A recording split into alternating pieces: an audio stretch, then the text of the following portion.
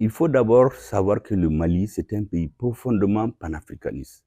Dans toutes nos constitutions, il est écrit qu'on est prêt à abandonner une partie de nos souverainetés pour construire l'unité africaine. Deuxièmement, dans le même ordre d'idée, toutes les organisations sous-régionales, le Mali a été fondateur ou initiateur. L'OIA, notre premier chef d'État, président Modibo Keïta, était l'un des fondateurs de l'OIA. Les organisations qui sont venues plus tard, comme la CENSAD, la CEDEAO et d'autres organisations, le président Moussa Traoré était à la fondation, il était l'un des initiateurs.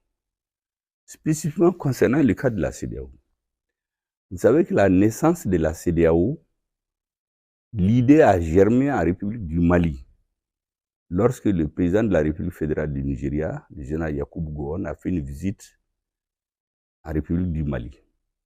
C'est à l'issue de ces échanges avec le président Moussa Traoré qu'ils ont estimé que les barrières entre les pays africains de l'Ouest, les barrières linguistiques, les frontières, tout ça, c'est le colonisateur qui a décidé.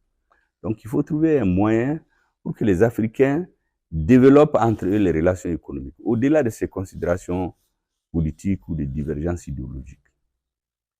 Cette idée a été partagée avec les autres chefs d'État qui étaient majoritairement militaires.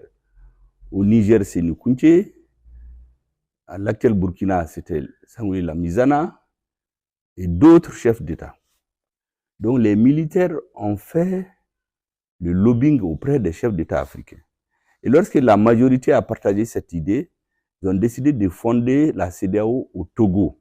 C'est le président Yadema qui a présidé la séance fondatrice de la CEDEAO. Donc le Mali est mal placé pour casser une union qu'elle a contribué à créer.